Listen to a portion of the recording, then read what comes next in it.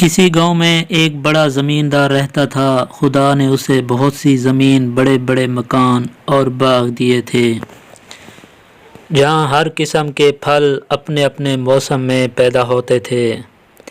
گائے اور بھینسوں کے علاوہ اس کے پاس ایک اچھی قسم کا بیل اور عربی گدھا بھی تھا۔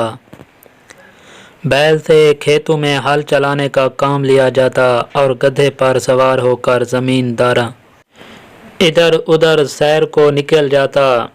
ایک بار اس کے پاس کہیں سے گھومتا پھرتا ایک فقیر نکل آیا۔ زمیندار ایک رحم دل آدمی تھا۔ اس نے فقیر کو اپنے ہاں ٹھہرایا، اس کے کھانے پینے اور آرام سے رہنے کا بہت اچھا انتظام کیا۔ 2-4 دن بعد جب وہ فقیر وہاں سے جانے لگا تو اس نے زمیندار سے کہا، چودھری، تم نے میری جو خاطر داری کی ہے میں اسے کبھی نہیں بھولوں گا۔ تم دیکھ رہے ہو کہ میں ایک فقیر ہوں،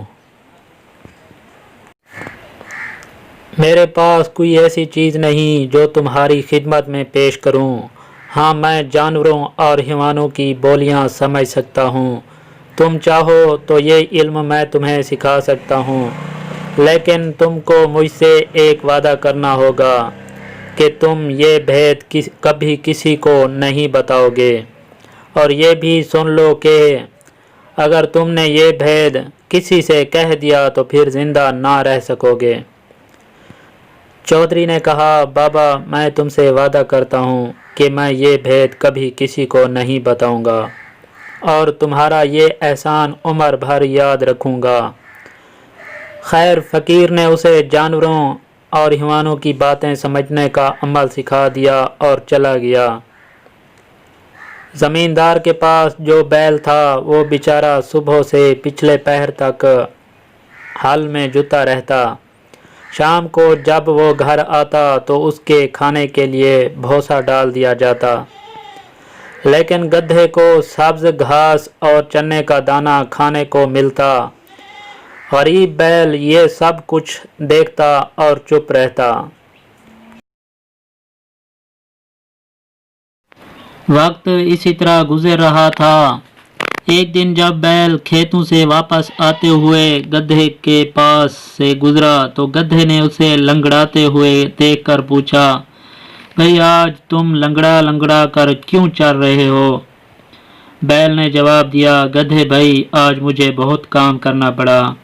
میں جب تھک جاتا تھا تو نوکر میری پیٹھ اور ٹانگوں پر زور زور سے لاٹھیاں مارتا۔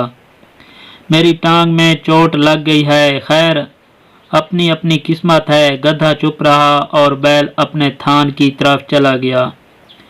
جہاں بیل بندھا کرتا تھا وہاں زمیندار کو اپنے نوکر کے لیے گھر بنوانا تھا۔ کچھ دنوں کے بعد زمیندار نے بیل کے لیے بھی گدھے کے پاس ہی کھرلی بنوا دی۔ جب دونوں کو وقت ملتا ایک دوسرے سے باتیں بھی کر لیتے۔ ایک روز بیل کو اداس اور خاموش دیکھ کر گدھے نے اس سے پوچھا، بیل بھائی، کیا بات ہے؟ آج تم چپ کیوں ہو؟ کوئی بات ہی کرو۔ بیل نے کہا، گدھے بھائی، کیا بات کروں، آج پھر بڑی لاٹھیاں پڑی ہیں۔ بیل نے کہا، گدھے بھائی، کیا بات کروں، آج پھر بڑی لاٹھیاں پڑی ہیں۔ گدھا کہنے لگا، بیل بھائی، سچ جانو تو تمہاری جو درگت بنتی ہے وہ دیکھ کر مجھے بہت دکھ ہوتا ہے، لیکن مجھے افسوس ہے کہ میں تمہارا دکھ بانٹ نہیں سکتا۔ بیل بولا، گدھے بھائی، تم نے سچ کہا، دکھ تو کوئی کسی کا نہیں بانٹ سکتا، لیکن تم کچھ مشورہ تو دو کہ اس مصیبت سے میری جان کیسے چھوٹے گی، اور نہیں تو 2-4 دن ہی آرام کر لوں۔ گدھے نے کہا، ایک ترکیب میری سمجھ میں آئی ہے، اس پر عمل کرو گے تو 5-7 روز کے لیے تو بچ جاؤ گے، کہو تو بتاؤں؟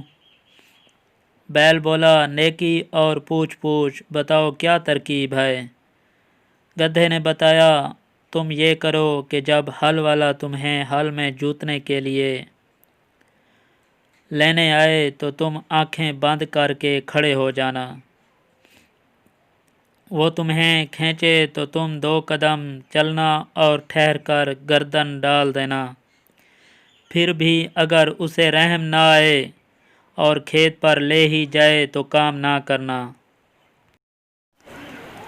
اور زمین پر بیٹھ جانا، کیسا ہی مارے پیٹے ہرگز نہ اٹھنا، گر پڑنا اور پھر وہ تمہیں گھر لے آئے گا، گھر لا کر تمہارے آگے چارہ ڈالے تو کھانا تو ایک طرف رہا، تم اسے سونگھنا تک نہیں۔